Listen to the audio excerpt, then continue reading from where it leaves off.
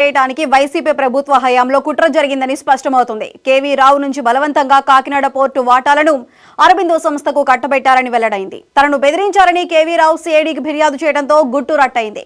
YV Subbareddy కొడుకు Vikrant Reddy A1 గా case నమోదైంది. కాకినాడ పోర్ట్ ఇష్యూలో పవన్ కళ్యాణ్ ఎంట్రీతో జగన్ ప్రభుత్వంలో కీలకంగా వ్యవహరించిన వారి కూసాలు కదులుతున్నాయి. డిప్యూటీ సీఎం అంటే పదవి కాదు పవర్ అని పవన్ నిరూపిస్తున్నాడు.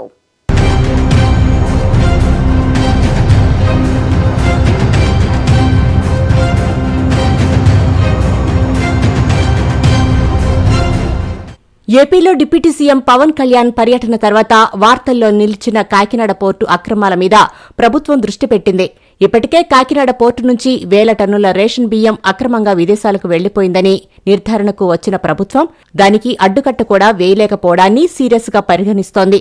ఈ నేపథ్యంలో తాజాగా దక్షిణాఫ్రికాకు చెందిన స్టెల్లా L1 షిప్లో పట్టుబడిన రేషన్ బియ్యం వ్యవహారంలోనూ ఏమీ చేయలేని పరిస్థితి నెలకొంది. సముద్రంలోకి వెళ్లి మరీ రేషన్ బియ్యం ఉన్న స్టెల్లా L1 షిప్ను పరిశీలించిన డిప్యూటీ సీఎం పవన్ కళ్యాణ్ కాకినాడ పోర్టులో జరుగుతున్న దందా మీద తీవ్ర విమర్శలు చేశారు.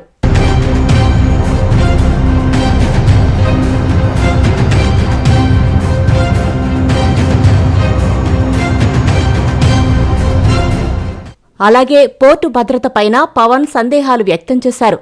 అంతటితో ఆగకుండా దీనిమీద సీబీఐ లేదా సిఐడితో విచారణ చేయించటం మీద కేబినెట్లోనే నిర్ణయం తీసుకుంటామని కూడా తేల్చి చెప్పారు. దీనికి తగ్గట్లే కేబినెట్ భేటీలో సీఎం చంద్రబాబు దీనిపై కీలక నిర్ణయం తీసుకున్నారు. పోర్టు లాగేసుకుని 41% కేవీ రావుకు ఇచ్చేసి 59% అరవిందో వాళ్లకు అప్పగించారని, వీటన్నింటి మీద సిఐడి విచారణ జరిపిద్దామని మంత్రులతో చంద్రబాబు స్పష్టం చేశారట.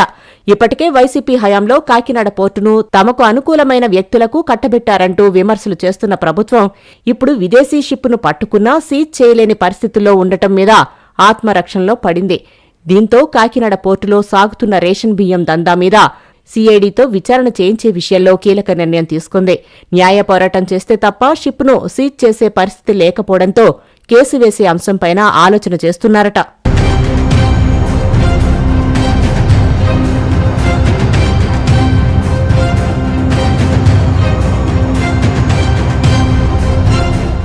కాకినాడ పోర్టు నుంచి బియ్యం అక్రమ రవాణా కోసం గత ప్రభుత్వంలో పెద్ద కుట్ర జరిగిందని, కేవీ రావును బెదిరించి కాకినాడ పోర్టును అరబిందో రియాల్టీకి కట్టబెట్టిన తర్వాత అక్కడి నుంచి పెద్ద ఎత్తున బియ్యం ఎగుమతి జరిగిందని పౌర సరఫరాల శాఖ మంత్రి నాదెండ్ల మనోహర్ ఇప్పటికే స్పష్టం చేశారు. గత 3 ఏళ్లలో 45,000 కోట్ల రూపాయలు విలువ చేసే బియ్యాన్ని కాకినాడ పోర్టు నుంచి తరలించారంటున్నారు. దీనిమీద సమగ్ర విచారణ జరిపించి కాకినాడ పోర్టు నుంచి స్మగ్లింగ్ మాఫియాను అరికడతామని మంత్రి స్పష్టం చేశారు.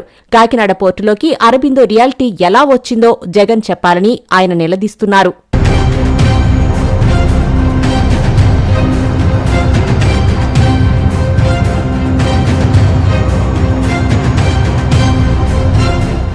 ఒకప్పుడు కాకినాడ పోర్టు నుంచి విదేశాలకు బియ్యం ఎగుమతి చేయడం అంత సులభమయ్యేది కాదట.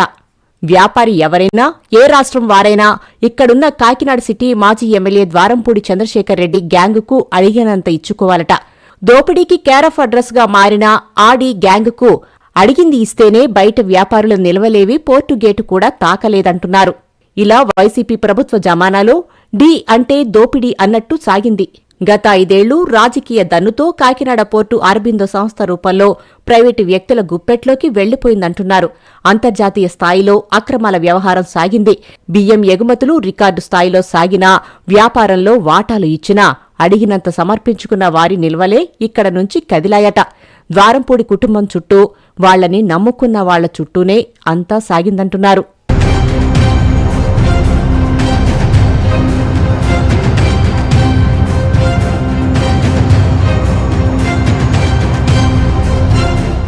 డిప్యూటీ సీఎం పవన్ కళ్యాణ్ ఒకే ఒక్క పర్యటనతో రేషన్ బియ్యం మాఫియా షేక్ అయిపోతోందట. ఇప్పుడు సీజ్ ది షిప్ అని చేసిన కామెంట్ ఇప్పుడు ట్రెండింగ్ టాక్ అయింది.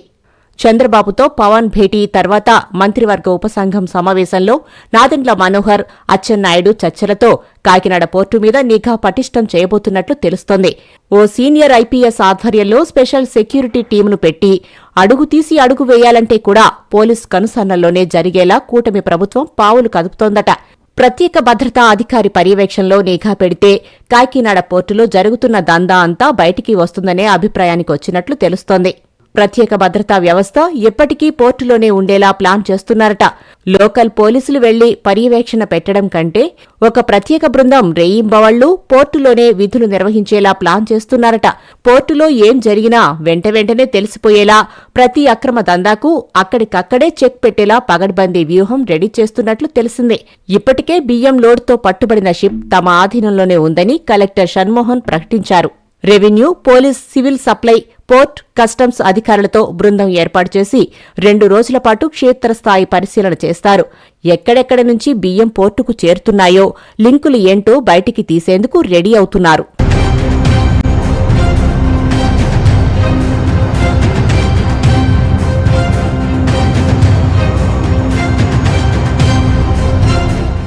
రేషన్ బియ్యం అక్రమ రవాణా మీద ఉక్కుపాదం మోపే విషయంలో తగ్గేదేలే అంటోంది ఏపీ సర్కార్. కాకినాడ పోర్టులో భద్రతను పటిష్టం చేయాలని నిర్ణయించింది. రేషన్ బియ్యం అక్రమ రవాణా, కాకినాడ పోర్టులో వ్యవహారాల మీద మంత్రులు జరిపిన సమీక్షలో కీలక విషయాలు తెలిసాయట. కింది స్థాయి అధికారుల నుంచి ఉన్నతాధికారుల దాకా చాలా మంది రైస్ మాఫియాకు సహకరిస్తున్నట్లు అనుమానిస్తున్నారు.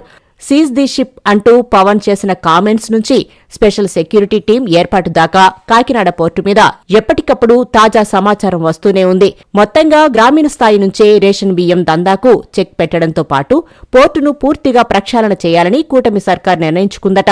ద్విముఖ వ్యూహంతో రేషన్ రైస్ స్మగ్లింగ్ కు ఎండ్ కార్డు వేయాలని ఫిక్స్ అయిందంటున్నారు. త్వరలోనే మరిన్ని చర్యలు ఉంటాయని, తనా మనా తేడా లేకుండా రేషన్ బియ్యం మాఫియా విషయంలో సీఎం చంద్రబాబుతో పాటు డిప్యూటీ సీఎం పవన్ కళ్యాణ్ చాలా సీరియస్ గా ఉన్నారని అంటున్నారు కూటమి నేతలు.